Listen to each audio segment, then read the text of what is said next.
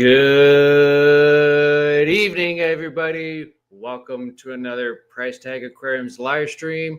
I'm your host, Joe Price Tag, here with another Show Me Your Tanks episode. Happy to see you guys here and maybe hear from you guys later. But happy Friday. We made it to the end of the work week. Thank you guys all for coming out and hanging out with me for a little bit. I appreciate it. It's awesome to have you here and happy to see you guys made it to Friday. So go ahead, pat yourself on the back because you know you deserve it, because tell yourself that, hey, I made it and I'm ready for the weekend. Don't worry, I won't judge. Go ahead, pat yourself on the back and say, I'm amazing. I expect nothing less. So it's been an amazing week. It's been very productive, and I'm happy to be here hanging out with you guys once again here on Friday night at 8 o'clock. So some updates for everyone. I'll give it here in a second. I want to say hello to the people who have made it in so far. Jesse, the number one YouTuber on live streams for fish aquariums, top dollar. We're talking Saturday at 9 a.m. There's nothing else you should be doing but watching his live streams. Hey, there we go. What's going on, bro? Everyone say hello. Thanks for coming in, man. NC, thank you for coming in. I appreciate it. We'll get the ball rolling here in a few minutes. But yeah, it's been a great week. I'm happy to see you guys all here, and I hope that your work week has gone well and you guys are ready for the weekend. So stop spreading lies. They're not all lies. I do not tell a lie. I only tell the truth straight from the heart, man.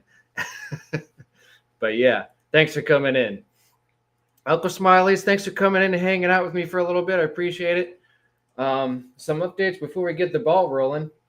My first one is my planted tank is doing swell. Everyone's eating except for maybe one of the rainbow fish, but everyone's doing well. They're getting more accustomed to their new home, so I can't complain too much about that. The only thing I have noticed is that the angelfish are nibbling on the Ludwigia plants, the red ones. So that's a little bit of maybe like a minor concern. And it tends to be more of a major concern, then I'll kind of tackle that problem as it comes along. So I don't know if you guys know about history about angelfish, if they know how to, or if they just eat plants, or if there's certain ones they like, or if they're known to be that way or not. But it's just one thing I've noticed at the bottom of the plants, they're starting to detach from their leaves a little bit. So, but yeah, it's it's headless chickens. Yeah, I support the Cleveland Cavaliers. We went to a game last weekend. This weekend I'm free, and then we're going to another one next weekend. So I'm looking forward to that as well, as always. So it's good to try to support my favorite teams as much as I can. I'm not a whole big sports geek at all, but I do like to go to a couple games here and there. And I do try to go to an Indians game here and there as well. So my next update is anyone who is familiar with the Ohio Cyclist Association here in Northeast Ohio. It's in Strongsville at the Best Western Hotel. I went last year. I got to meet a lot of people, got to see new people, got to hang out with a lot of different content creators. And for the most part, I actually got to know a lot of people from different auctions and fish swaps, and got to go to their rooms and hang out and talk to them for a little bit, bought a few fish here and there. And it was just neat to go and have that experience for the first time. I got to meet Ben Ochart again for the second time. So that was a nice pleasure to see him and his friend Jerry. I got to see Whip for the first time last year, so that was pretty cool. So it was an all-around good time. What else did we do there? We went to the Ohio Rescue and got to meet Big Rich and his whole entire operation over there, so that was fun. So I'm going again this year, but I'm only going to be able to go for one day since I'm going to the Cavs game on Friday night. And then I'm going up with a buddy of mine on Saturday, and we're going to be up there for a majority of the day Saturday, and then we'll probably go visit either Aquatica or Agna Aquatics afterwards. But I'll be there most of the day Saturday, since Sunday most of the people are just generally leaving.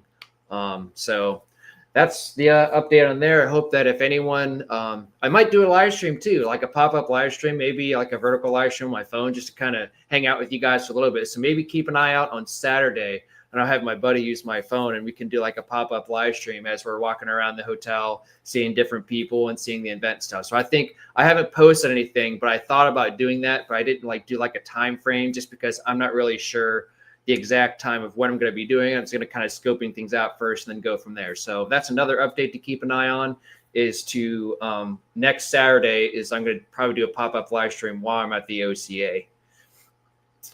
Stephen P says, bottom leaves are older leaves. They naturally deteriorate and detach in some fish, and especially snails, like that softer tissue on dying leaves. Okay, so this is something, Stephen P., if I'm understanding this correctly, that when you're starting a new tank, that this can be something that can tend to happen throughout its cycle of getting used to everything. I did instant cycle my fish tank, long story short, so I appreciate this information, and that's good to know. So I did notice the angels were kind of like I mentioned before, I pecking on little things, but that makes sense if they like the softer tissue on the dying leaves. So hopefully in the long run that this tank will flourish and have plenty of plants and all that sort of thing. And I did like Branton's idea about putting some plants up front. I cannot remember off the top of my head what plants that was. I'm looking refreshed. Well, thank you, my friend. I'm always trying to look absolutely stunning for you guys. This is my goal, is whenever I get on here, I gotta be in my best dress, put on some, cologne, some deodorant, get a shower, put on my best dress, that sort of thing. However you want to call it. No, not really that extrinsic, I promise. But indeed, thank you for the lovely comment there. Vanilla ice cream, homemade? I hope so, because nothing's better than homemade. That's cool. Hello, Aquatic News Network. Hello, all us Earthlings. Thank you for stopping by, Tommy. I appreciate it. Try something good. Cocoa Pebbles and vanilla ice cream. Cocoa Pebbles was like my number one cereal when I was a kid, just because whenever you're done with it, you could drink the chocolate milk afterwards, because it was freaking awesome, and I absolutely loved it. And brush your teeth. Yeah, twice a day. Sometimes 3 times, depending on what you eat and what's going on. So no one wants to smell bad.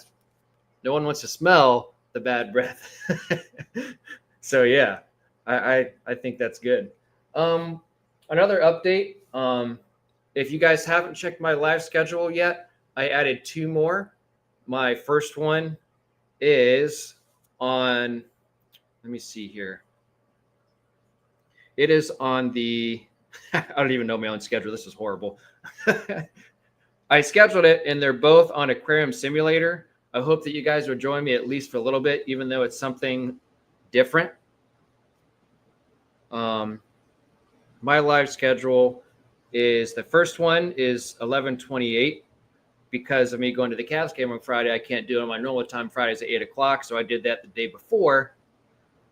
On the 20th, and the next one will be on my regular schedule Friday at 8 o'clock to do a follow-up on that. So basically, it's an aquarium simulator. I did it one other time. Last time I did this, it was on August 8th, so it's been a few months. So long story short on that, I wanted to do something different, something a little bit more entertaining-wise, try to create our own fish tanks and that sort of thing. So I think that'll be a lot of fun. We can all learn together on new fish, new plants, new tanks, and that sort of thing. So that would be kind of an update of how everything's going. I'm going to do some wacky changes on that game. I think it'll be kind of entertaining to watch and see what happens. And then we're all going to create a new tank together.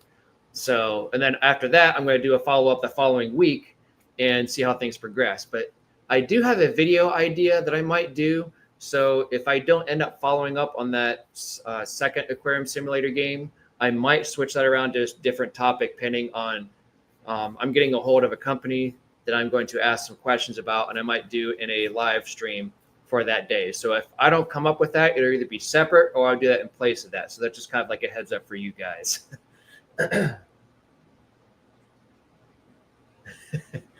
Let's see, what else? Babysitting a constipated angelfish. I think my son has been sneaking some food in the tank every day without my knowing them. That's not good. Yep, that's what I was going to, that's the first thing I thought of too, is either aquarium salt or some type of pure Epsom salt. And and that should be able. It's very good for that to. It's worked for me. Epsom salts worked for me with bloat actually too. So that all makes sense. Yeah, and definitely don't feed it for a few days.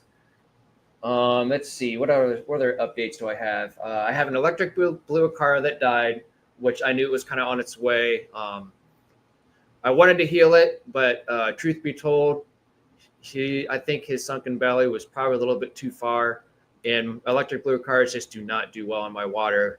And this is what leads me to a question, and something I normally don't do is I never chase pH ever, but because of me having a planted community tank and I want to put fish in this tank as it progresses, and it's really hard for fish, even with the fish I put in here, like these angels and the rainbow fish, I have a hard time with them adjusting. And I usually, every time that with African cichlids, I mean, these are South and Central Americans, but like the Mbuna, the peacock and haps, they're just pretty hardy fish. So they usually can adjust accordingly to whatever their pH is from any local fish store. But for some reason, the electric blue cars, whenever I get them from a local fish store, they just do not make it because of the water hardness here. It's usually like on the higher 7s out of the tap. And compared to local fish stores, especially when I have water that I'm using, or I should say the media that I'm using from other tanks, it doesn't help. So I'm asking you guys what you guys have used in the past, if any at all, to lower your pH to try to get it more, because I want to try to get it at least closer to that 7.7 or so, give or take, coming out of my tap. Because right now it's like 8.3, 8.4, something like that. And I've used pH down, but I had this bottle for a while and it was not past its expiration date. But I feel like because of it being around for so long and I didn't use it for hardly at all, and I feel like it just kind of nullified the effect on it because of having it for so long. So that's a question I wanted to ask you. So driftwood, only way I know to lower naturally. So Jesse, whenever you get your driftwood, do you soak it, ahead of time, or do you just put it right in the tank? And maybe elaborate that a little bit for me if you wouldn't mind. And how far does it go too? Because if that's the case, then I might have to add a piece of driftwood. And I have plenty of room right now. I only have plants in the back still of my fish tank. But if I add this piece of driftwood, where is the pH going to stand? And will it go slowly? Because I want to try to get closer to that like 7.5, 7.6 range. And right now I'm like almost a whole number above that, which is not good.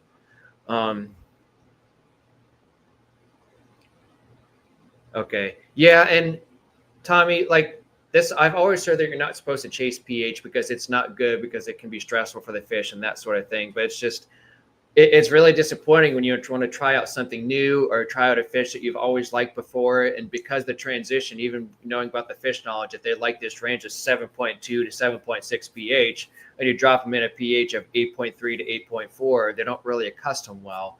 Now, granted, I did add some air stones to my planted aquarium, so I feel like that has helped tremendously. But as far as pH goes, it's always been a struggle for me. And that's why I've kept a majority of cichlids or African cichlids for that nature. So you do a rinse and drop method, and then you get big chunks. Slowly for sure, but the numbers vary tank to tank. So it's a 75-gallon tank, so I'll have to look for some driftwood. Would you recommend just going to local pet stores, I'm assuming? The KH, that I have never tested KH before, Stephen P. But now that you mentioned that, I'll write that on my notes. So I appreciate the helpful additive to that. I will get a KH tester either tonight on Amazon after the live stream, or I'll get one tomorrow, and or at my local pet store. What is the reasoning behind you letting me know about the KH? Am I looking for a certain number as well? Because that could be a factor as well. So all this is a learning experience for me. This is, like I said, this is my first planted aquarium, so I'm just trying to do things the best way that I can with all your guys' help as well.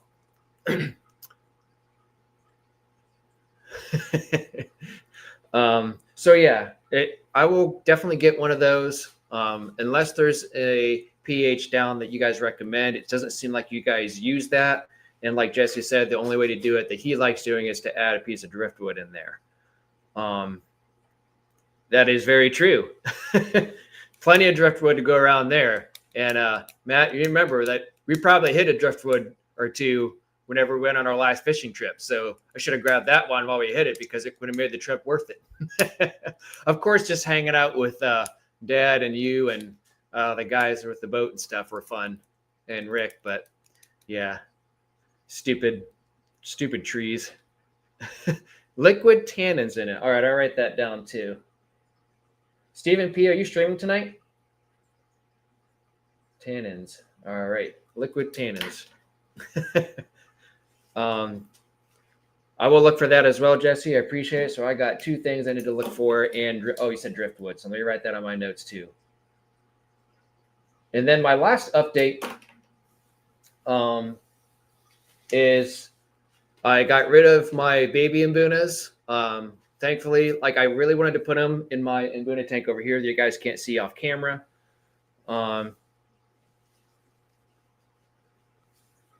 Okay, I'm looking at Stephen P's comment as well. Yeah, that was the only thing is the tannins will make your water have that like brownish look to it. So it'll be a natural look, but if you were looking for a more clear look, which I'm used to, not that I'm saying I won't do it, but I do know that those tannins make your water a little bit brown, like a light brown. But yeah. pH should be considered an indicator on the rest of the tank's environment and not the determining factor. So yeah. But yeah, going back to my 240 gallons, my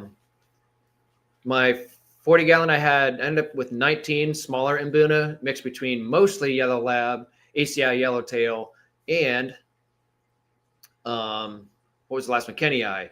I gave it to my local fish store, Ocean Rift Aquatics. The guy there, his name's Joe too, shockingly enough.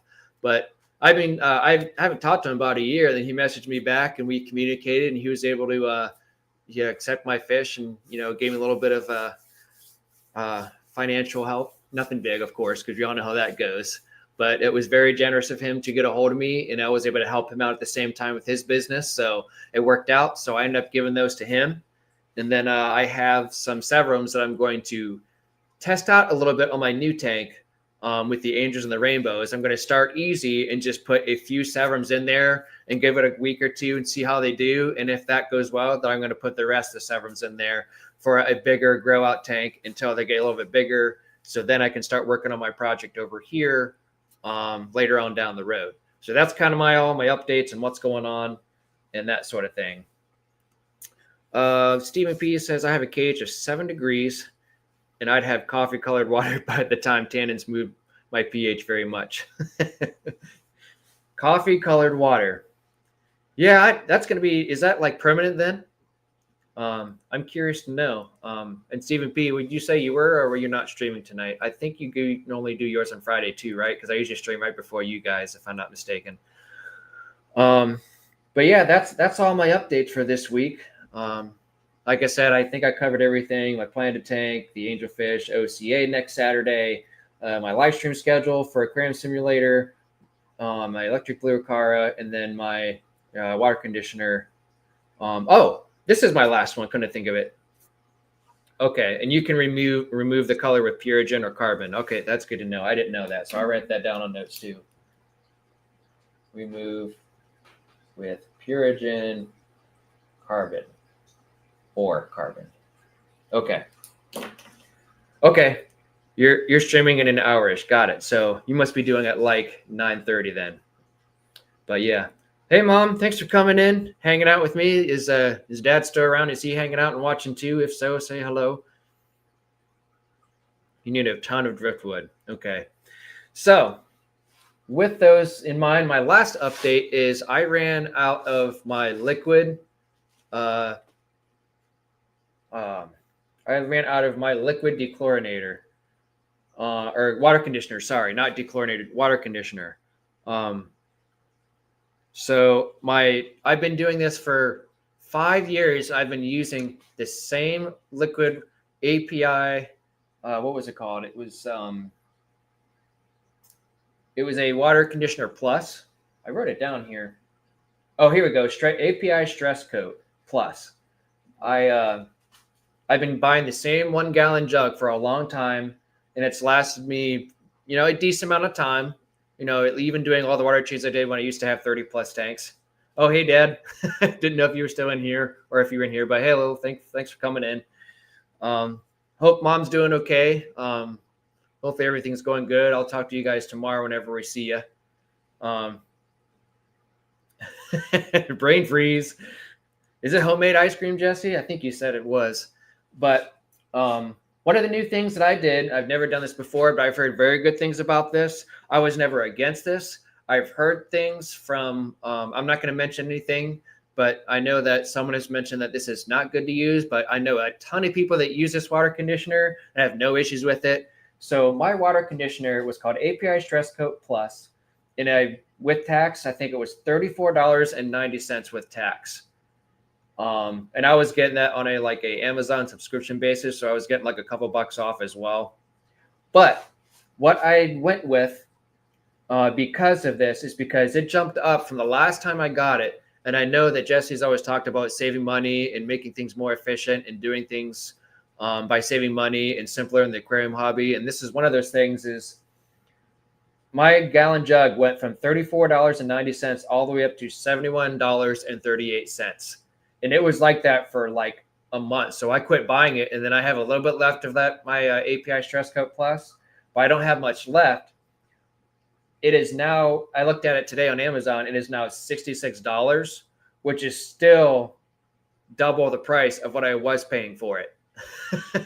Hey, Cinnamon Girl. Thanks for coming in and stopping out. I'm going to open it up here in a little bit to have everyone show us their tanks, but I want to kind of give you guys some updates, give some time for people to come into the chat and hang out with me. But I have moved to this. I mean, this is a lot bigger than I anticipated when it comes to the bottle and the size of what this is, but it's the Seachem Safe. And this thing treats 240,000 gallons. And it is a fourth a teaspoon for every 75 gallons. Now you guys do the math. And I know, Jesse, you're sitting there with your calculator as we speak. My smallest tank, once I get rid of these two 40-gallon breeder tanks, is my smallest tanks in this fish room, if you don't count my quarantine 20-gallon long, is my 55-gallon. So get out your calculators and let me know how much you would put in a 55-gallon, because here the smallest one it shows is a fourth of teaspoons for 75 US gallons. So, and this is a 2.2-pound powder bottle. So I'm going to be using this from now on because it only costed me with tax $24.28, which is way cheaper than what I would use for that gallon jug. So this is a new direction, not a big thing, but it's something I've decided to do. And I know that a lot of people have used Seachem Safe and had total success with it, including all the YouTubers out there. So I have no problem using it. I have heard some doubts from other resources, but in my opinion, if you have a stable tank and you keep watch of everything and you have a well-seasoned tank and everything's going well, then I should not have any issues with this. The only question that I have for you guys for using Seachem Safe, since this is my first time doing it, on the back of the bottle, it does recommend it does say that you can add powder straight to the tank, but if you can mix it with water first. So if you guys do that, let me know if you guys just add it straight to the tank with the powder, or do you mix it in water first, then add it to the tank? I'm curious to know. What else we got here? I bought the gallon jugs of Prime, but now I do Safe. If you can get past the smell, yeah. And that's why I got it, Jesse, is because this thing is like the size of my head. And I have a skinny head too, So, when I thought this, I thought it was only going to be like half this size. So, Sweet Polly, thanks for coming in, man. Appreciate it. You're able to pass that Seachem Safe bottle down to your grandchildren. Yeah, that's why when I got the box, I'm just like, what the heck is even in here? Because I kind of forgot about it because I got busy with the kids and stuff and taking care of them. And I picked it up. I'm like, wow, this thing's a lot heavier. I was like, oh, this can't be the Seachem Safe, is it? And I was like, well, sure enough, it sure is. So I talked about this on my last live stream. Just put a sprinkle in. No one measures it. Okay. So I'll just take that same, sprinkle in, like you said, if I even use like an accurate one for the first time, just to see, like they said, a fourth a teaspoon. So maybe just put a sprinkle of it in the 55s and call it a day. It will be good. And a pinch is all it takes.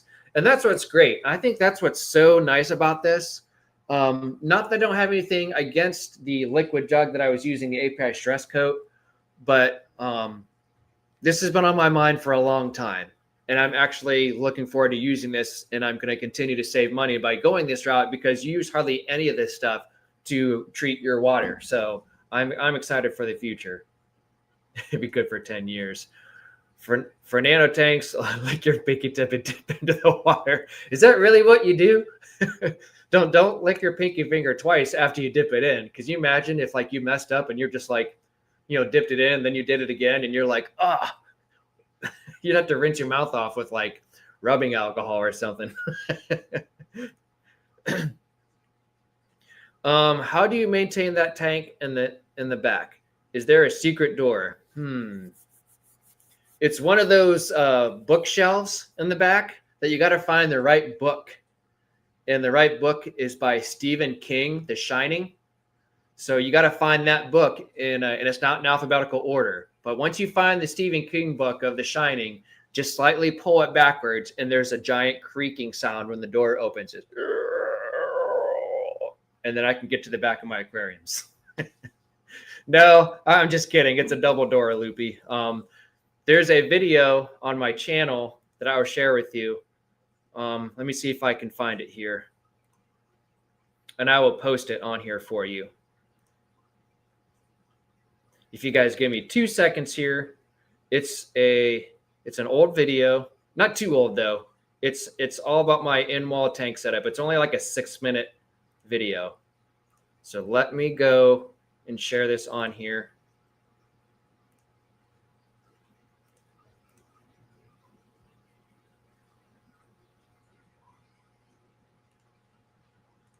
And there you go. If you have a chance, check that out. Wouldn't that be cool though, if that's really how it was? Only one lick. Hey, but it's not only one lick if you're getting the Tootsie Roll center of a Tootsie Pop.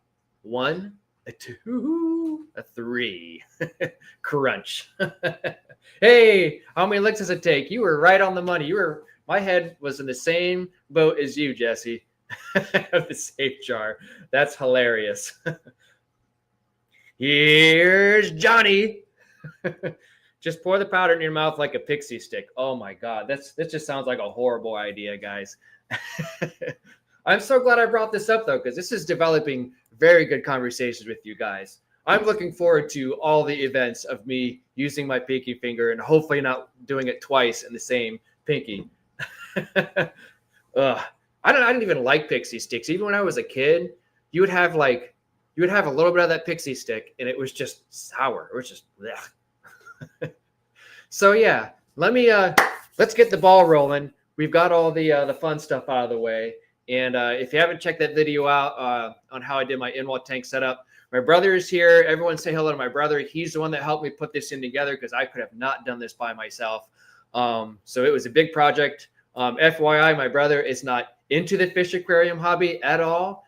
He's got a well-rounded, busy life schedule for himself, but he was able to take the time out of his busy schedule to get this wall set up for me, and then got it painted up. We did all the measurements of what the tank sizes were and all that sort of thing, and I kind of give him a little rendition of what I was looking for, and then we kind of put our heads together and put this all together. So I'm happy about it. The Mbunas are on this side of the tank, and sometimes I show both tanks, but I feel like this side of the in-wall stuff doesn't get as much attention as a close view. So, and the smell of that safe is horrid and lingers like propane. Whoa, you switched on us, man. Stop it. So let's get the ball rolling. Let me post this on here, and then I will pin it on the top. And then I'll keep talking to you guys while we hang out. So that message is pinned on the top for anyone who wants to hang out and join in. And for the time being, we can keep hanging out and have a conversation. Let me know how your guys' week has been. What have you guys been up to? Are you guys ready for the weekend? What are your plans? How was your work week? Do you have any projects you guys need to do? Let me know in the comments down below. And in the chat, I'd love to hear from you guys. This is the whole purpose of this Friday night live stream, is to talk about our week. And let me hear your projects that you have going on for the weekend. If you have anything that you're happy about, if there's things that's going on that you guys have thoroughly enjoyed and you're like, you know what, that was very good, I'm glad I got that done. Or if there's any future projects that are coming up, I'd love to hear from you guys and talk to you and chat for a little bit. But no projects for me, no big projects. My big project, I guess, is just taking care of the family still, which is doing well. And then my plan at Aquarium is to try to keep that well flourished and try to maintain it to the best of my knowledge with your guys' help. So yeah, I can't thank you guys enough for joining in. But we have our first victim. I mean, I didn't say that. I'm just kidding, NC. Come on down, my friend. Victim? I heard that. I was just kidding, my friend. What do you got for us? I have to come on early because I'm about to watch my team suffer. So, oh, okay. Just come on, say hi before. All right. I watch them lose again. Yeah, but you got to lose some to win some, though, right? What's up? I said you got to lose some in order to win some, because that's how you learn from mistakes, right? So yeah, true. can't complain there. Can we put you on the big screen? Are you okay with that? Yeah, sure. All righty, here we go. So show us what you got and what your updates are. Just haven't talked to you in a while, so there's a lot of things going on. Good. These 3 tanks are tequilas. All of them are the Zugoneticus tequilas. Tequilas, never heard of them. Do they are they familiar with the alcoholic beverage? No. Do you put them in tequila water? No. They're the Good. Ed might know a lot about them. Yeah, Ed knows a lot about them. All right. Nice. Rabid female right there. Mm-hmm. They are very aggressive fry eaters. So when I have a rabid female, I put her in one of these and then she drops. Gotcha. There's about 50 of them in here. Holy smoke. So how big do these tequilas get? They're like a 2-inch Good, so that will be max size, but it's not focusing. That one. Yeah. They get kind of plump too, kind of like your guppies and stuff, kind of remind me of. Oh yeah. That's cool though. Very nice. I haven't seen those, so appreciate you sharing this with us. Oh yeah. I have one more of these guys. 50 of them also. Last time I counted. Because, you always have those losses, those jumpers, but I haven't really seen losses. So we should have. All right. Well, that's good. Each. Well, that's good. And here is my breeding group of the Xenotoka Lion's Eye. Okay. That you are very good at pronouncing your fish names. You've probably had a lot of practice too. These are really cool. Yeah, I like those. Like the real back orange fin is really neat with the orange reddish cheek. Oh yeah, they get confused with the Dolodroid, but they're two different. Okay. The time that I haven't been talking to you, I actually went to visit Bob's African Lake Exotics. Oh, okay. He runs out of Salem, Utah, and he sells mostly to the wet spot. Okay. And how was your experience with that? Oh, he's great. He's great. He's got a little shed, and it's like 300 tanks. Oh, wow. That's wonderful. If you've ever brought from the wet spot, you probably got some of his fish. Okay. Yeah, I have not personally. But he deals mainly with the Tanganyikans. All right. Calvus, Lupi. I've been wanting to get, some Shelleys and stuff. Or they're from Lake Tanganyika, right? Oh, yeah. Yeah, so I've been looking into that, but there's some mixed feelings on the fish I want to put them with. So we'll see. Transcriptus. He's got everything, a bunch of cool stuff. Cool. But I got some of his Apistos and his Fricatas. That's what I got.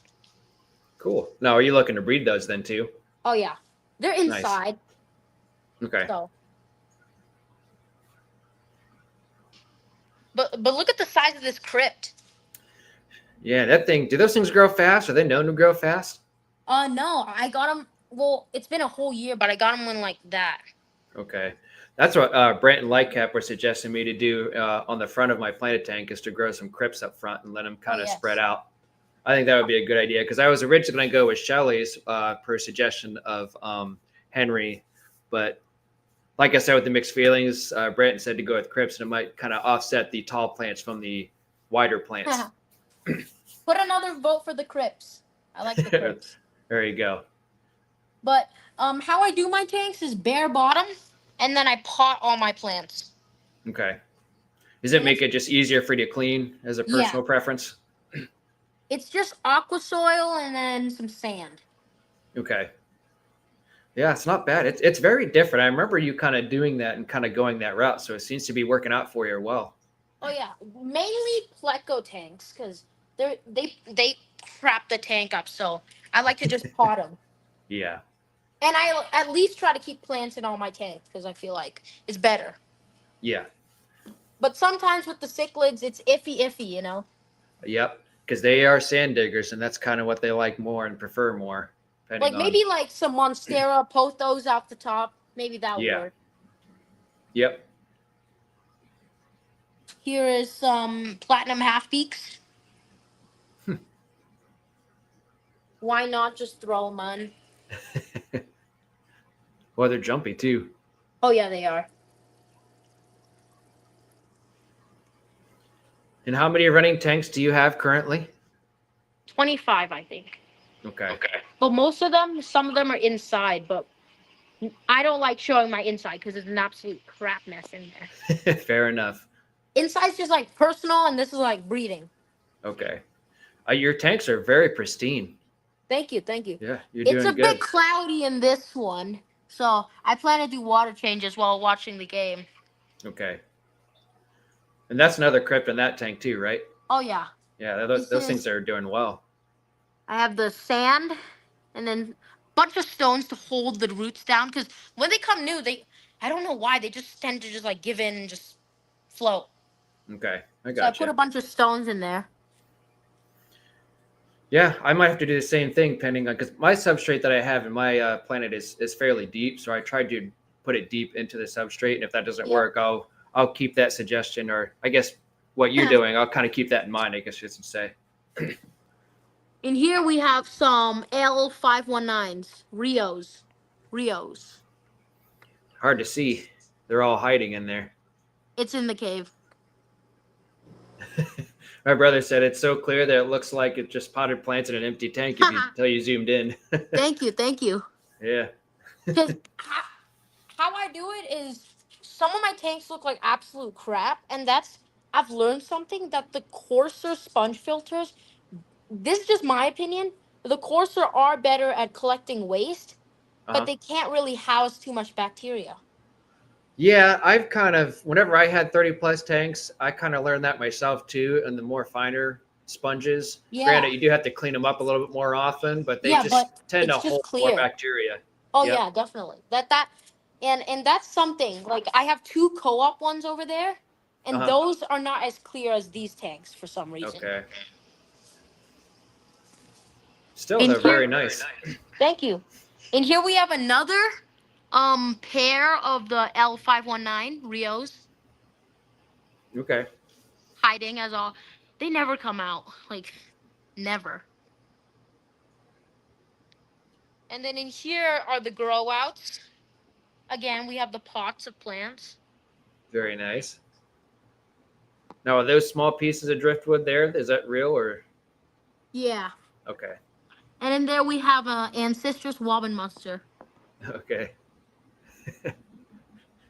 Small fish for a monster, right? Yeah. They're a honeycomb. Okay.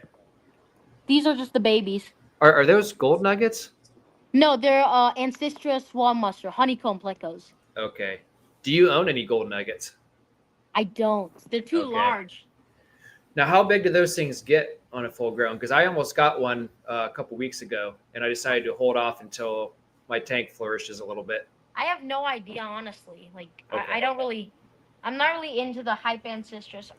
one of my local breeders, he contacted me. He was like, "Yo, I know you like plecos. I'll give you 7." He said 7 zebra plecos for like 800, which is like a steal. I know that some of these plecos can get pretty pricey because the one I was looking at, it was on the fairly large side, but it Oh was yeah. like you said, like $100. I'm just like, oh my gosh, I've never spent that much on a fish. Well, one But I'm time gonna I've be done it, honest, I'm but dead broke right now after spending a lot of money on the hobby or just in general. on the hobby. Okay. This is Yep. this everyone's. This is like people my age. They buy like PS5 games, whatever they play. I buy fish. Yep. Everyone's got their niche, so Oh yeah, if it works for you, then keep on trucking, my friend. Keep longfin doing your green thing. dragons. Yeah. I was about to say those kind of look like that. Yep, longfin Cool. green dragons. They're not the best color, but they got really nice finnage. Yep. Yeah, I would agree. I just saw that one that went behind the pot there, but it was really nice. There's one more right there. You can see them. Yeah. And then these are the two breeding groups of the Ancestress Wobbenmunster. Okay. Like a honeycomb. I wonder if that's what mine is. Does their back fin get really like a real big fan like with like stripes sort of thing on the back? Is that how they look when they Yeah, grow this out? is a male. Okay. And it's got that little white tip. All right. I bet you that's one that I might have. I might have to get a picture and show it to you. Oh yeah. Maybe I'll send it to you through Discord or something and see if Yep. you know what kind it is. I'll do it that route. That's one of the bigger females. Mm-hmm. I'm gonna see if I can. If you look really closely at the fry, you can see that white tip on the tail. Yep, I see it. Yeah. Blends in with the on the bottom, but I can see what you're talking about though. Come bit. But it's very Came nice. back out. There he goes. Man, those fins are really, really look how big that back fin is. That's insane. Yeah. He's like a showstopper right there. You can almost see right through his fin. And the Very problem, neat. they're a mutation. They're a what? Mutation. They're fairly new to the hobby. Okay. Brought in by Greg Sage. And what he told me is the short fins usually have better colors than the long. The long fin's kind of grayish, so it's gonna be harder to find a very nice long fin instead of like a really really nice green short fin. Okay. Is Branson in the chat? Because he might know a lot more about that. Brandon is not here. He was here last live stream, but he's not in here tonight. He kind of popped in a little bit last time because he was getting ready for a swap. So. And I'm always on every single live stream. Sometimes I can't type. Just kind of poke your head in and hang out for a little bit. But yeah, it seems like you're doing well. Oh yeah, thank you. I appreciate you coming in and hanging out for a little bit. I'll be in this out of topic, but I'll be in New York this March for a competition. Oh, for a Pleco competition? Will be taking care of my Model United Nations. Okay. My mom will be taking over the fish room. So I'm kind of nervous about that. First time ever for I take it? Yeah. But what's exciting is the New York Aquarium Society will have an auction. Oh. Well, then you might be able to get something. So my plan is to go get some fish and then ship it to myself. All righty. That's a good plan. Sounds savvy to me. I got to get the bags, put them back, and then post office and everything. Okay. Right on, my friend. Well, I appreciate you getting on here and showing us around a little bit on your updates. It's been nice to see you again. Appreciate you having me. Absolutely. You take care, man. I'll be on watching my team suffer. All righty. Well, good luck to them, and we'll see you on the flip side. All right. See ya. Bye. All right. Always a pleasure having him on here. He's been on here before. He's always done good for himself, so it's always a pleasure to have him on and hang out for a little bit. So yeah, we have 3G coming in, Greg. So we're going to go ahead and bring him up on stage and we'll have a chat with him for a little bit. So let's see here. Let me get you on here. All right. Can you hear me now? I can hear you. Can you hear me? Absolutely, Greg. Thank you for coming in, my friend. Great, man. Yeah, got to come up and support, man. Yeah, you've been on here before, and you've always had a pleasurable experience with showing your fish off. It's always been nice to have you. So thanks again. Yeah. Well, thanks for having me. Shall we put you on the big screen? Certainly. All righty. If anyone who doesn't know anything about 3G, he's done really well with his fish room, as you can see here from his first tank that he's showing us. I've had him on here before, so go ahead and take it away, Greg. This is 75 gallon. It's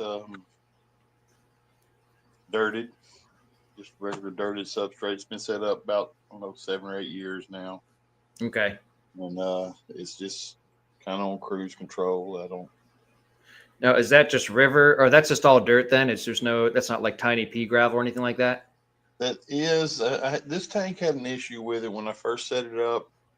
I was really enjoying the black diamond sand, Yeah. and I went to Tractor Supply and I bought a bag of black diamond sand, and I didn't realize that they have a fine sand and a coarse. Yeah. The, See, I the, I didn't know the, that either. I just bought it because it said black diamond blasting sand. right, right. The coarse is more black, and it is coarse, and the Yeah. fine is like powder, like Okay. dust. Well, So I don't I'm think the mistaken. one I got was powder. So mine was probably the more coarse. Oh, you would know it. You would definitely know it if you got the wrong one. Okay. That's And cool. anyhow, so it worked great. It grew plants great and everything, but everything was dusty. I was continually having to get the turkey baster and dust all the plants off because it was bad, really Yeah, bad. I can imagine. And Even so I then, put it whenever I bought mine, to rinse it out was took forever. That was the only thing I didn't like about the black diamond blasting sand. I never rinse my sands. I just put them in there and put a plastic bag over the top of it and fill it slowly. But Okay. so anyhow, this year I ended up having to cap it with it's very small pea gravel. I mean, it's very fine, Okay. but that knocked all the dust down. Good. Yeah, It's all an and experience and trying to figure things out. But at any rate, let's check out these angelfish and how stunning they look. As Jeff Kane has said, these angels are smoking. yeah, these are my babies, and I do have some angelfish babies I can show y'all if you want to take a look at them. Sure. Take your Some of these, time. um, these two, these two had a batch for me. The other two is a pair. I have a cone over here and a Yeah, cone there. what's the cone for? Is it just for a breeding spot? Yep, that's Okay. where they lay the eggs, and All right. I'm I like to pull the eggs out. I don't let them try to raise them themselves. I always pull the eggs. All right. So I have a question. If I decide to do this myself, because I have just recently got, if you've been following me, I got 4 angels. And in the Right, I've seen future, them. if they breed, is that something that you just prefer, or is it like a highly recommended that you take them into their own tank to just kind of let them grow out from their eggs then? Or It's how you want to do it. It's like, Jeff Kane, he leaves the parents in there with his, and they raise a swarm of babies, and he has great success that way. and they And protect them kind of like discus do and that sort of thing? yeah, they're, sometimes, the first time or two or whatever, maybe 3 or 4 times, it may take them to get down the process, but once they do, they're great parents. Good. And my local fish shop, they buy all the fish that I can raise, and so I try to get as many as I can.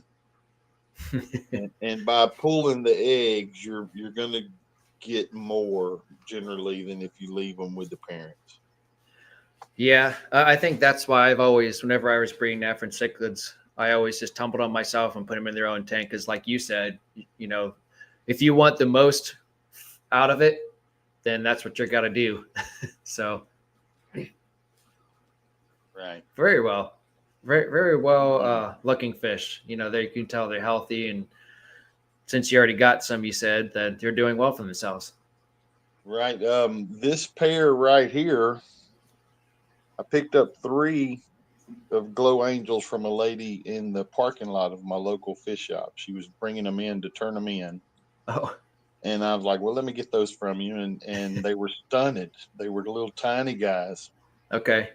And I started pouring the food to them, and they have grown quite quickly. So if you had stunted fish, they're not stunted forever. Yeah, you just got to heal them up then. What'd you end up doing? Just putting them in with some meds or something like that when you first got them from her? Or?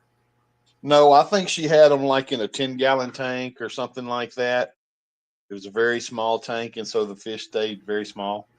Oh, I hear you. Okay. You And said it just. they were tiny. They were the size of these little tetras here when I got them. Okay. And she had them for a while, and so they hadn't really grown much. Now I'm Either. wondering, like, if their growth is being stunted, is that because there was? I'm just thinking in my head that like sometimes I've had that happen with my fish to where I have fish that just stay relatively small until they go to a different tank, and then once they go to a different tank because they're with different fish and maybe less fish too, not competing for food and that sort of thing, they just magically start growing. Yeah, it could be they was being out competed. That's possible. These fish, the lady had about 12 other glowfish plus 3 angels and a glow cory cat, and I think she had them all in like a 10-gallon tank. Okay.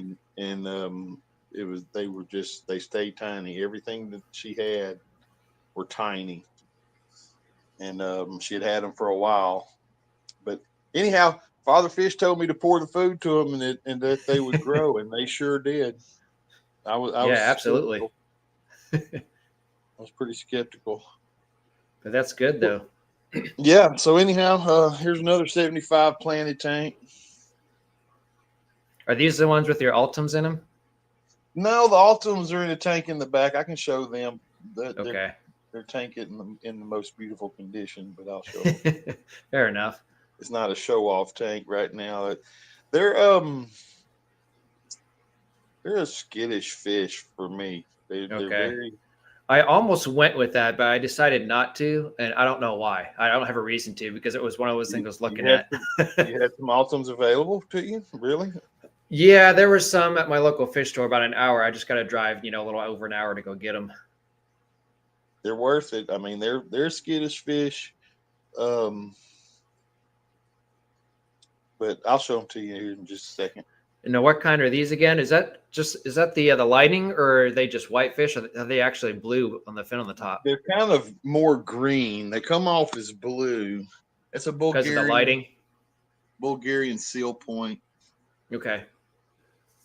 Yeah, I haven't seen those. I've seen white angels, but I've never seen that greenish blue top fin to it, which is pretty cool. Right, and the fin shape is a little bit different. It's not as pointy; it's more rounded instead. Yeah.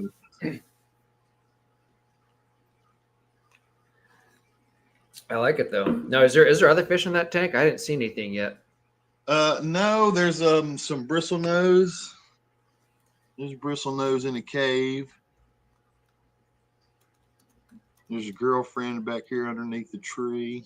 There's a couple of bristlenose in there, but just the angels, and there may be one guppy. Just one hanging out and living its best life. She's in there to spit out some babies for these guys to eat. Well, that's good. How long have you had these guys? Going on about 3 years now. Okay. Yeah, they're putting on good size then. If you had them since they were small. Yes, I got them. They were about quarter size, and they're really thick. Good. Yeah, you can definitely tell you don't have any like sunken bellies or anything like that. They're different. They're built a little different than other angels, I will say. Yeah. Okay, here you go. Let's see.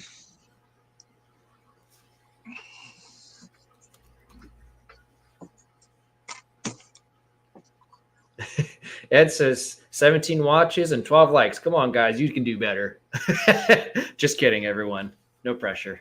This is 125 gallon. It's got a discus in there. Now, are you planning to own more discus? Is that kind of like in your future works? No. Okay. Negative Ghost Rider. All right. These are the Altums. Okay. I've always loved these just because of the high fins that they have. I don't know.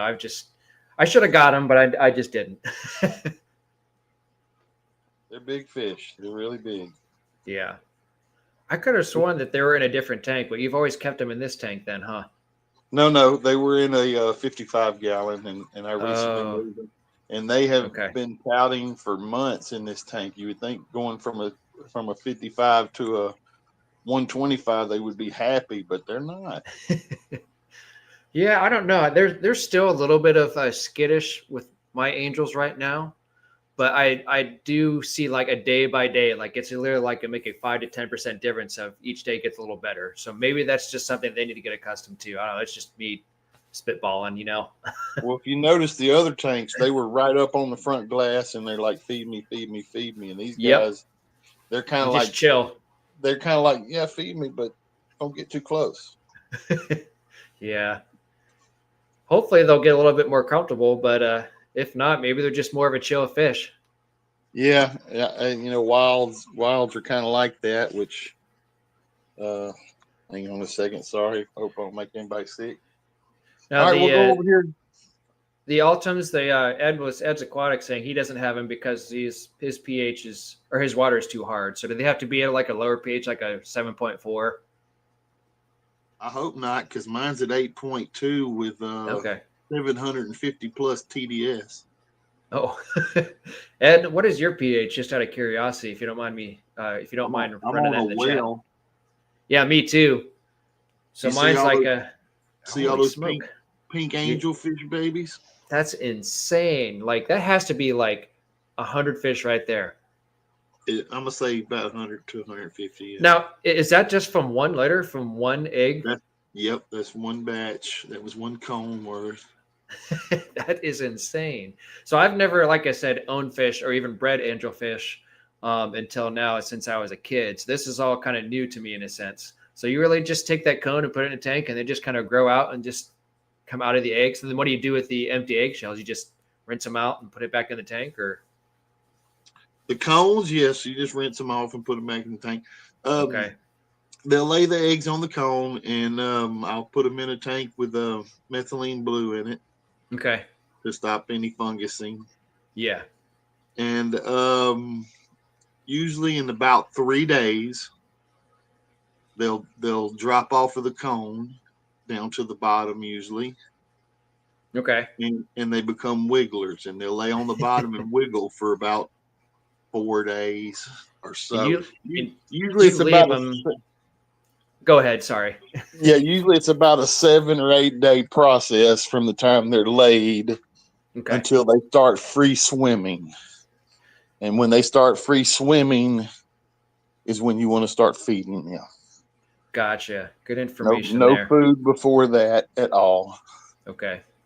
And Um, as soon as they start free swimming, you can give them baby brine shrimp, or you can it's give them like, first bites. yeah, I've always had good luck with like the powder brine shrimp, sort of thing. So just kind of Yeah, shake it up. I've raised them with just first bites alone. Ed, he's here in the chat. I know you probably can't see at the moment, but he was really shocked at your situation because he says, "Are you serious? I'm on a well too, and his pH is 7.8 with 300 TDS, and angels lay eggs for me, but eggs don't hatch." So maybe you guys could converse and maybe kind of figure out to help him out, and Okay, see, maybe connect with okay. him. Those Bulgarian seal points, those kind of bluish green looking fish. They Mhm. lay eggs, they hatch, and they become wigglers, but they never come up off the bottom free swimming. They die. Okay. I've had a just batch after batch after batch of eggs, and I've never once successfully had those to come up to fry, Huh. come up to Wonder free why swimming. that is though. Now, I could do like you were talking. I could chase the water parameters and change it, but I'm not into that. Yeah. I'm just not into it. If they can't do it on what I got, I'll just look at them. I'll just Yeah. admire Right. them. They don't have to breed for me. This is a 55 gallon, and it's got the gold or the champagne angels, as Adele calls them. All right. Wait, You said the Adele was what? Sorry, I was looking at chat. Are these the angels, the Adeles? You said. No, Adele calls them champagne. They're gold. Everybody usually Oh, calls them gold angels. She said they're okay. champagne, so I like calling them champagnes. Well, that's cool though. I like the yellow front. Now, is that an orange? What type of fish is that? Is that type of goldfish or? Everybody says that. It's a longfin rosy barb. Oh, okay. Yeah, I never would have guessed that. So I'm on the common side of things, unfortunately. But a lot of people say, "What kind of goldfish is that?" That's cool. Well, I guess they kind of look like a goldfish. Yeah, that was my first instinct, just because of the body shape, I guess, and the way their fins flow. But You was talking about a tank with a lot of tannins in it. Here's your one. so that's kind of like where it's like a lightish brown. This piece of Mopani wood rope right here. Okay. It Now just puts off the tannins. It puts. Now, it do off. you keep any type of purigen or carbon in this tank, or do you stay away from that? No, sir. I don't do it. Just you like keeping the tannins in the water just because of it being health benefits and that sort of thing? Most of my tanks don't have a lot of wood in them. The ones that have wood in it, they have this tannin color, and it doesn't bother me. I've had people comment, "Oh, you need to change your water. It's dirty." No, it's not dirty. It's just it's just tannins in there. Yeah. And That's cool though. I mean, I guess when I've had a piece of driftwood before, and this is when I very first started the hobby with Mbuna, and I was confused too when I first started the hobby. I was just like, "What the heck is going on? Like, why is the water turning brown?" And I kept changing the water, and I didn't know nothing of it, And then as I went further down, I was like, "Oh, that's actually good for the tank." Here's a pot tank. All the containers are in pot. I mean, all the plants are in pots. Hey, Curtis. What kind of plants are those, if you don't mind me asking? The middle ones. Water Sprite. Okay. Or water. Some people call it water wisteria, I think. Okay. Do they get pretty tall then too? Oh yeah, they can. They can. I've had them get as tall as my 55-gallon tank easy. Oh wow. Yeah, easy. Got some Corey's breeding down here. No, these are Corey's live breeders too. No, they lay eggs. They lay them on the glass usually. Okay. And are you able to scrape them off and put them in their own tank then, or? Yeah, I put them in a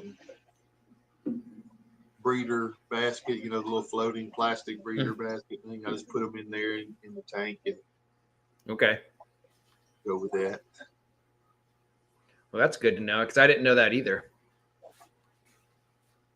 Lots to learn on this channel, especially when you guys come in here and share all your tanks with me, and I do appreciate it. And plus, people that come in for the first time, they learn stuff too, so that's good.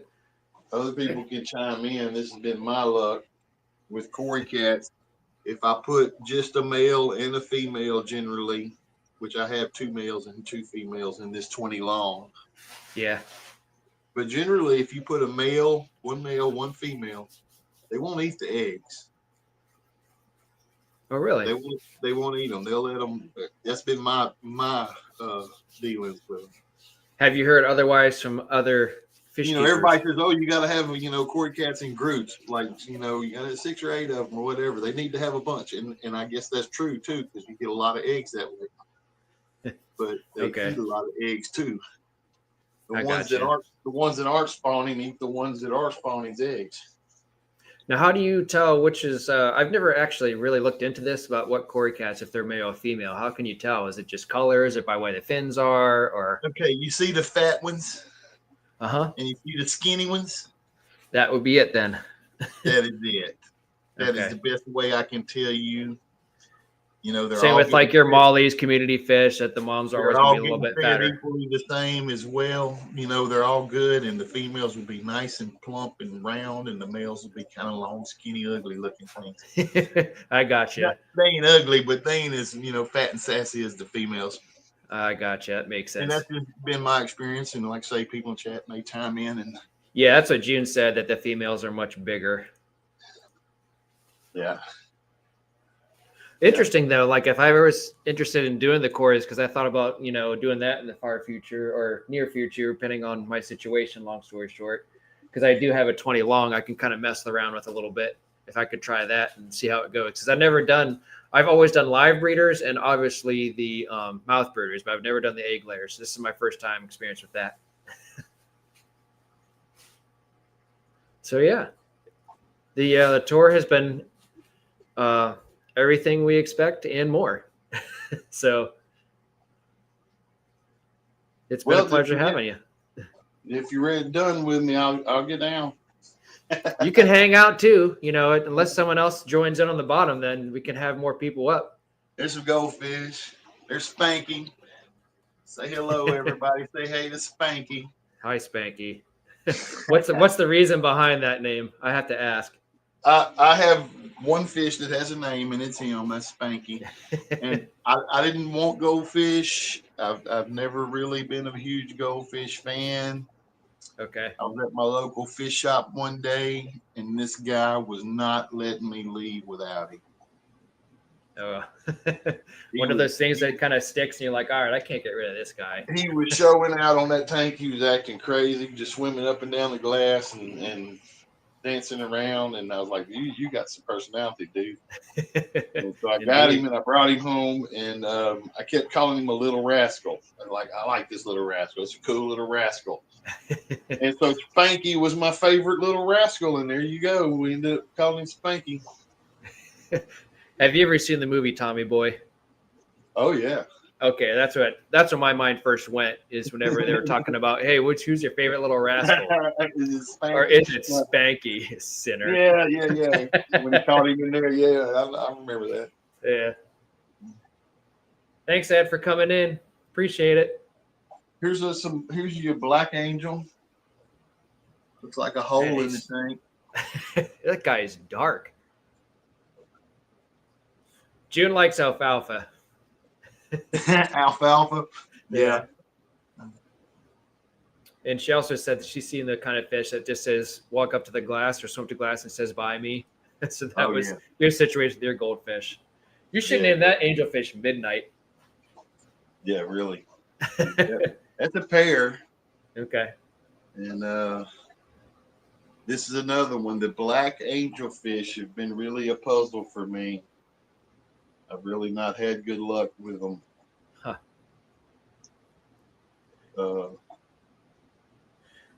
Curtis has grown a couple of blacks himself. I don't know if he's. I'm assuming, Curtis, that you had success in breeding, if that's what I'm understanding correctly. If not, you can correct me. But they're nice, though. Keep trying, man. That's all you can do. Oh yeah. I love them. They're great, and they're rough on each other. Most angels are bigger amongst each other and push each other around. Right. I started off with 6 of these black ones. I'm down to 2. One pair left, and they beat each other to death. Okay, Curtis is still growing his out, so he hasn't bred yet. They were rough on each other. Most angelfish, when they breed, they'll be aggressive towards the other angelfish in the tank, and then when they're done breeding, they quit being aggressive. These don't quit being aggressive. They're always. Is it just their personality, or is it just the black angels in general, or you just think you have an aggressive pair? June says they're mean. They're mean. They're mean. I can tell you right now, the black angels are by far the meanest angel. And you see, I've got a lot of angels. Indeed. You can even see him chase around a little bit just by the short time that we did see him. So, yeah, they're the meanest angelfish, bar none. And what are these guys? And they're more. That's the golden wonder killifish. Man, those yellow backfin's stunning. He's a pretty boy. Indeed. But yeah, and the black angels, they're aggressive towards other colored angels, but they're really aggressive towards each other. That's so bizarre, just from the color. You almost got to keep them just kind of by themselves, or do you want to have them with other fish to kind of alleviate some of that aggression? Yeah, I mean, like they have this pink angel in here, Uh-huh. This was one of those angels that lady had that was stunted and it's growing up quite good. All right. But At least they they're not. kind of they push him around, but they're not like doing any damage to him or anything, you know. Okay. But Have you had to separate these two at any means from one being too beat up? if that was another black angel, these two would wear him out. Okay, just from being a He'd pair. he'd have to be taken out of the tank, Okay. and you know they'd have to be separated. Whereas all of my other ones, you know, I can have multiple breeding pairs in the tank, multiple breeding pairs in the tank, Uh-huh. and they'll breed. You know, they'll get over here and build them a nest on the cone, and run the others over to this end. And Okay. as soon as I take the cone out, the aggression's over. Oh, that's It's crazy. over. They like that breeding spot then. And this is another way. If you don't get cones, you can take like a piece of slate or something and lean it up in the corner. They'll lay Okay. eggs on that. You can remove it. Right now, I only have a couple medium-sized rocks in mine. So as my fish get bigger, I have some options to choose from. Well, cool, man. I'm gonna burn on up out of here. I done took up enough of your time. Always a pleasure, though, Greg. I Thanks for appreciate it. having me up, and You're welcome. we'll see you Well, next time, bro. we'll see you next time, man. Thanks again. We'll see you. All right. Have a good night. You too. I'll be hanging around, chat. All right. Thank you, Greg. Thanks again. It's always a pleasure seeing his angels. Great dude to have up here live on Show Me Your Tanks. And this is why I like doing this, to be able to get a different perspective of each and every one of your guys' fish and just hang out for a little bit. So, yeah, indeed. Very impressive for sure. So, yeah, for everyone else who has come in on the second half hour when we started doing this, I gave some updates. We had a pretty good discussion about Seachem Safe. I had just bought this because, long story short, I moved to my liquid gallon jug that I've been buying for years has doubled in price and has not gone down for months. So this is why I'm going to the Seachem Safe route. So, but we had a good discussion about that. And this thing is going to last me forever. Like we were saying earlier in the chat, that it's going to last me forever. And June vouches for it that it's safe. I've heard, very little from negative about it. And this thing says it treats up to 240,000 gallons. I'm going to have this for a while. I may never have to buy any type of, any type of water conditioner for a long time. I'm happy about it, though. You still have your original bottle. So is your bottle, June, is it the 2 pounds, 2.2, 1 kilogram? Because this is another way for me to save money, because as we all know, the cost of everything has gone up. Anything in your life, and I swear you go to it one day and then click a button, next day or two, something goes up. Like my wife was just talking about Dunkin' Donuts the other day, and she was just like, I get that things are going up. But it's like sometimes you don't get a warning, and then you just go somewhere and you're like, you give them the exact change or the exact amount, say if you pay for cash or something, you're just kind of like, no, wait a minute, how much does that cost? Like I bought pancake mix, and I didn't realize that it was like the we usually get the protein pancake mix, long story short. And I kind of like scanned it, and then I kind of looked at it. I'm just like, wait, that can't be it. I scanned the wrong one. And then sure enough, it was like, holy cow.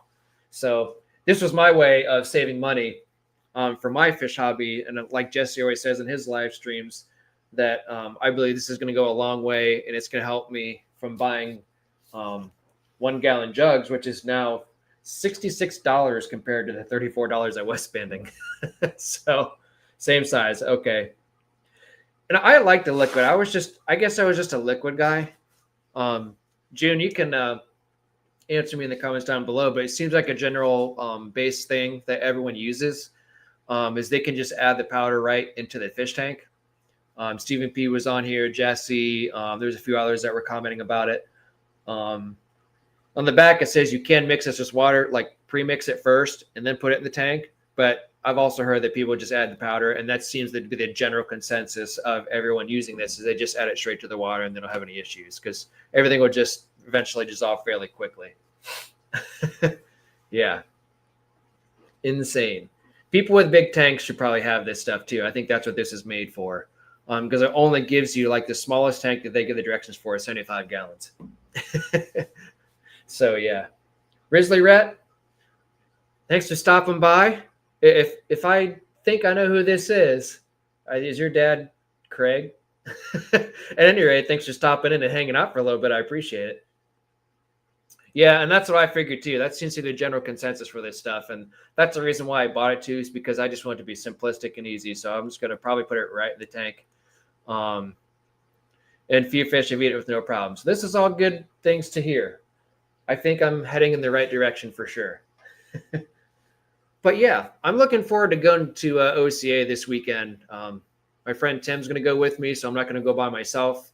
The first day I went there, I went by myself, and the second day last year, I went with my wife, and my daughter came with us too. She was 2 at the time, so it was kind of rambunctious to take care of her at the same time, but she did good. But it's nice to be able to it's such a different experience to go to this OCA each year, just because you get to go to each person's room where they're selling the fish, and 9 times out of 10 is if you buy like 5 fish, they're usually throwing like 2 or 3 more or something like that. Or they might say like, well, how much, say it's like, oh, I only have, not to sound cheap, but say you have to talk to conversations with people and just like, well, I'm looking for this fish, but I'm not so sure. They probably have the best knowledge about it. And then they say, well, I'll tell you what, I'll give you, instead of 3 fish, I'll give you 5 fish for whatever you have. And just hearing that, it's just kind of like a really chill and laid back experience. It's nothing real stressful or anything like that. Yes, they do have vendors there from different high-end products and stuff, and they have other companies. Like I know that Aquatica is going to be there. The owner there, he's going to have a booth there. There's good opportunities for people that are trying to be in the market to sell their fish food, their different fish. They're in the main area. I know Cunningham Tropicals, he was there last year, so I think that'll be fun to see. So yeah. At first I did add it to a cup, but I'm lazy. I feel like that would be my route too. Okay. I thought so. When I saw that, I'm just kind of like, you know what? This sounds familiar. and that's what made me think. And I'm glad that I remembered that. So yeah. And add it the next day. Okay. Yeah, for anyone who hasn't subscribed or hit the like button, I'd appreciate it. It helps the algorithm and all that sort of thing. So, Ian, it's been nice having you in here for the first time. I appreciate it. If you haven't already, sub to the channel and check out some videos of mine. This is Ian's a newcomer. We're trying to get him into the fish hobby, it looks like. And we're trying to get him into the multi-tank shrimp, also known as MTS. So, yeah, it's been a good night so far. I've been pretty pleased with how these Friday night 8 o'clock streams has gone. And you're welcome, Ian. I've been pretty pleased with trying to keep this a regular schedule for me. It was hard to figure out, but then once I had a little bit of time off of work, I was able to kind of figure this all back up again. And then once my schedule picks up again, then I'll be able to stay with this 8 o'clock stream. And then whenever I'm on my night shifts, I'll have to schedule that for like a noon time, because that's what I've been doing.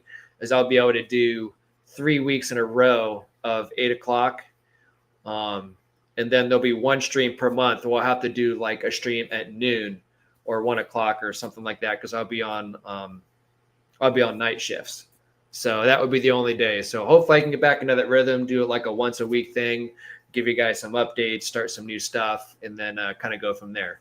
But like I said, and June's been a member for 9 months. So thank you, June, for all your support. I do appreciate it. If you aren't a member, there's a few members. There's a few videos on there for members only. If you decide to do that, I do release content for members only, like instantly. So whenever I come out with new videos, I usually try to release them to members first. I don't remember the last one I did. Well, actually, kind of think of it, my last video I did do that. I try to do a couple days early, so that way they get to see like the footage. In case I need to change anything, then I can do so. But it's nice to be able to have that little perk. You have little odds and ends here and there and stuff. I don't stress on it too much. Just you guys being here and being involved in the chat and saying hello, coming in and showing me your fish tanks and seeing what you got. As always, I appreciate that. Is enough thanks for me.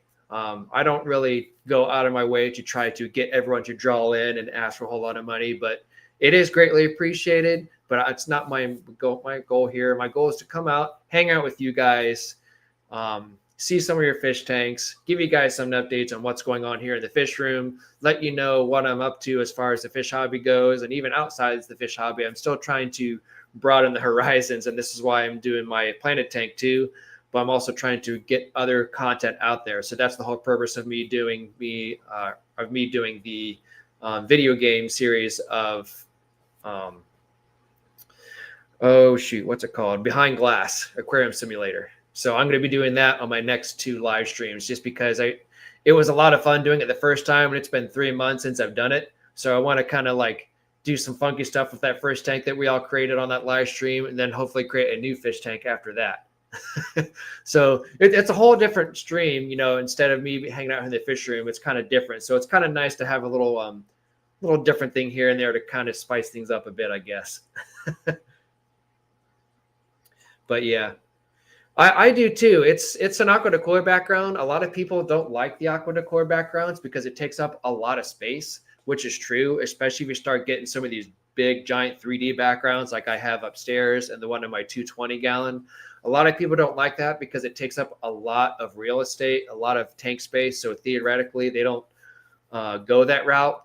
But this one back here is like a slim background. It's probably, I don't know, maybe only about this big. And you just slide it, behind you. It actually wraps up kind of like a poster. And then you just unravel it, and then you just slide it in the back, and you're good to go. And you can kind of pop a side out or a corner out where you can see the outputs coming out here, but then the inputs actually over here behind the wall. So I think that's kind of the main reason, one of the main reasons for sure why I've liked the aqua decor backgrounds, is because it's really neat to be able to naturally see the aquarium. And this is just all personal preference. This is not by any means saying this is what you guys should do, but it's just a personal preference that I really like the idea of seeing everything like natural, and you don't see any heaters, you don't see any sponge filters, none of the filtration other than the output is all you see. Because some of these aqua decor backgrounds, if you want to spend the money on, they're expensive. So that's one thing I do not recommend because of the price, and you have to ship them over. I assume the tariffs and all that stuff is going to play an effect on that too, with everything being more expensive. Because when I got these, the prices were fine and they weren't that bad to begin with. But there's little cracks and crevices within the rock structures. So even when you have that filter in the back, like the intake tubes, the water not only goes from like the sides where like there's like some netting back here, they actually go within the cracks of the rocks. These ones don't particularly have those. They just have like a netting right here on the sides. But the bigger ones, they have like those cracks within the bulkiness of it. So that way the intake goes through the middle part too as well, which helps. But yeah, I appreciate the compliment. I really do like the background myself. I've had a very good experience with it. And that's why I kept getting them. And I've bought extra rocks through Aqua Decor, and it's just been a very pleasurable experience. My 220 tank, it's definitely starting to age and get mature for sure. You can tell just because the algae is starting to grow in the rocks. And it's neat too because it kind of gives it that natural look as well, so that's why I appreciate having this tank. And it's been a pleasure having. You went with a universal rock because of a tree, which is cool. I think like some of these aqua decor trees that they come out with, some of these bark and different trees and stuff are really neat. But that's really cool that if you can go with universal rocks, that way that you can almost put them in any setting and it'll fit well with almost any tank. And I always think like a grayish to dark brown. That's why I kind of went with my original tank upstairs, is I went with a gray with like a ground tint to it. So that way when the tank starts to age maturely, that you don't really have like, say, for example, if you buy something that's not as natural and then it starts to age, it kind of does give off that like, you're not going to go buy like a pink rock or something like that, unless you have like a coral reef, obviously. But You're not going to go buy a pink rock and then it starts to look brown and things are starting to kind of look offsetting in a sense. So I want to make sure everything looks natural. So when the tank starts to age, that it still is easy on the eyes and it looks great. So Ian says, can you tell me if I had done the right thing by getting 2 chocolate rabbit snails that I got? Will they be beneficial or a pest in my tank? I do not have any snails, Ian. Maybe June would be able to answer that question for you over the Oscars. I don't know anything about rabbit snails because I don't have any experience in it. And with my channel, I don't really personally like to talk about things unless I have experience with them.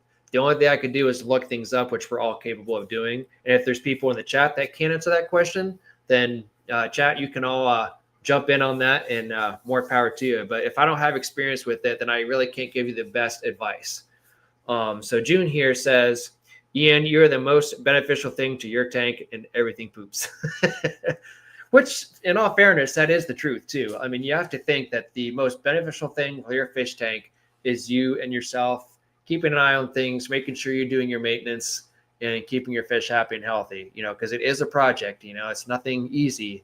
Nothing comes easy with this hobby. And depending on how much you want to get into the hobby with the MTS, if that sets in, then you're definitely go big or go home, and don't get yourself too far. So Ian, unfortunately, I can't give you the best answer, and that's but I try to help you as much as possible. My best advice is you keep looking up information, look up any type of water parameters, look at anything that's compatible, keep an eye on things. It can never hurt to try something. I mean, some people throw fish with fish pit that or snails or whatever they do, and they say it works out great for them. Or other people, they say, well, don't mix peacock and haps and mbuna all together in one tank. Well, I've seen that happen before, not in my personal experience, where everyone got along great, where other people said don't do it because the mbuna are too aggressive. Christian says snails are beneficial organisms if you can keep the population under control. Rabbit snails give live births. So there you go. Ian, that'll help you. And snails are good. Let me see. And a lot of times, trial and error. If it comes down to experience, that's kind of like sometimes if you fail, which kind of sucks, but it's the best way that you can learn from experience, and it's what sticks in my brain sometimes the best. Is sometimes when you do something and then you have an end result that wasn't what you expected and you didn't want it to happen that way. Some things tend to stick a little bit better and help you remember it for the future. So just learning from experience. So it never hurts to try something out, and if it doesn't work, as long as you're not like out too much money or not that hurt about it, then it never hurts to try something out and see if it works. And if it doesn't, then have a backup plan. Have a backup fish tank, have a backup, place to put any things. Curtis says that some rabbit snails are worth a lot of money to resell. So yeah, from what Curtis said, it seems like if you raise them up, that you might luck out on them. Let me see here. Go back to the original statement here. Chocolate rabbit snails. I'm going to Google search this for you, Ian, and everybody else. Not chocolate chip cookie recipe. Rabbit snails.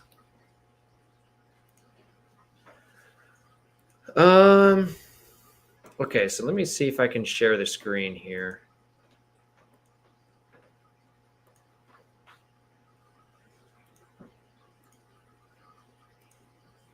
All right, so this is what we're looking at.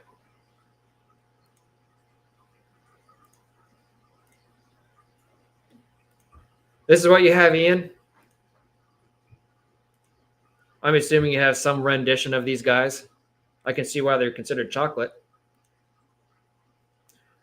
They'll help keep your glass clean for sure. But if what Curtis says, if you can raise them up and grow them out, it seems like they might sell for a lot. Yeah, just look up care guides and tank requirements and just kind of keep an eye on things. You never know if something works or if something doesn't. So just try it out, I guess. You never know.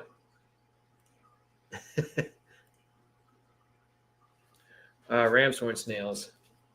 Yeah, you're welcome. Yeah, this is what I'm all about. So if, like I said, if I don't know the best information, we have enough people in the chat room, then we can all talk about it and help each other out. So, Ian, if you are not familiar with the Fish Fam community, um, it's all helpful to join that. We all are part of that, so you can see everyone's live streams and their schedules and stuff. I could probably lead in the right direction for that. But at any rate, we all get each other's YouTube channels, and we all follow each other for the most part as best as we can. And we're all here to help each other out. I feel like it's a lot better than going online or going obviously through Facebook groups, because none of us should be doing that. Going to your local fish stores is sometimes helpful, but I think my best knowledge has always, always, always come by YouTube. And this is the reason why I've joined YouTube with this aquarium hobby too, is because from everyone's experience, and you have to remember too that just because it works for somebody, it may not work for your particular situation. So you just kind of have to keep that in mind too, that we all can help each other out in whatever way possible, but it's always not the best situation. But you have to think, generally speaking, everyone's here to help each other out, get each other the best knowledge, just like we have done tonight for you to help you out. So that's great questions, and it's great comments for everyone to help Ian out, and I do appreciate that. And you got some, June's got some 4 tanks of ram's horn snails. So yeah, okay, cool. I'm glad I was able to spot that out. Hakas. Flips Aquatic sells them for $15. Okay, so that's not bad then. I'm like I was kind of briefly saying before, check out my live schedule on my YouTube channel. My next live is, did I say, was it Thursday? Yeah, it's Thursday at 9:30. And it's a different time because I'm going to a Cavs game on Friday.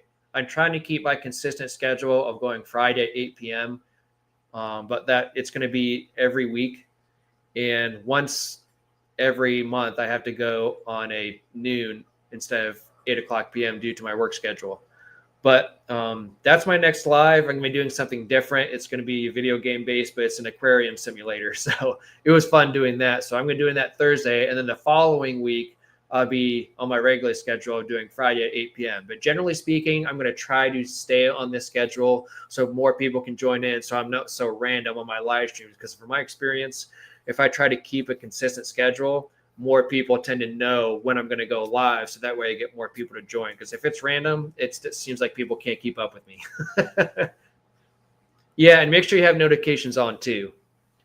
Shockingly enough, though, like Jose, Joy of Fish Keeping, sometimes, and I forgot to send him the link, but I know he's busy with work sometimes too. But a lot of times he doesn't get notifications, which is really bizarre. And I've seen that happen here and there with other people. But you almost have to turn notifications on. And then sometimes I have to send him my actual link to the YouTube live because he may not get them, which is really bizarre. It's kind of like as bizarre as me not being able to comment on Jesse's Sailing Aquatics. I can't comment on his shorts unless I go on my computer, which is weird. And it's like that with a few other people too. Oh my goodness, 2:34 a.m. You're a late nighter. But thank you for coming in from the UK. You are a gentleman and a scholar, my friend. But it is 9:30. I want to thank each and every one of you for joining in. I'm going to check in on my wife and son and daughter. This is what I usually do, get on here for about an hour and a half or so from 8 to 9:30, because usually that's when my daughter is about ready to go to bed. So I can't thank you guys enough for hanging out with me on a Friday night. It's been real. It's been fun. It has been real fun. And I'm going to go check on my family, make sure everything's good with them. Hang out with my wife for about an hour or so, and then we'll keep at it. So, and YouTube is lazy. I do agree. But anyways, thanks again. You guys are the best. Thanks for coming and hanging out with me on your Friday evening. I'm so glad you guys made it to the weekend, and I hope that we can see each other again next Thursday at 9:30 p.m. Eastern time. So anyways, goodbye, good night, take care, be happy, be healthy, and stay sophisticated. We'll see you next time.